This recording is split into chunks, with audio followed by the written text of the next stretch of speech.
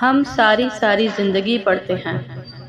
Matric pass کرنے کے لیے 50 کتابیں پڑھی، انٹر پاس کرنے کے لیے 120 کتابیں پڑھی، گریجویشن کیا 150 کتابیں پڑھی اور ماسٹر کیا پوری 200 کتابیں پڑھی۔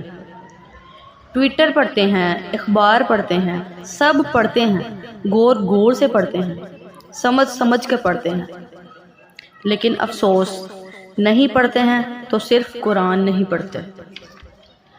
ترجمے سے کون سا ثواب ملتا ہے؟ قرآن کا بھی ترجمہ ہوتا ہے، قرآن عربی میں بھی ہوتا ہے۔ اس دن کا کیا جواب دیں گے جس دن آپ سے سوال ہوگا؟ ارشاد ہوا ہے اور رسول صلی اللہ علیہ وسلم کہیں گے، اے میرے رب، میری قوم نے اس قرآن کو چھوڑ رکھا تھا، ذرا سوچئے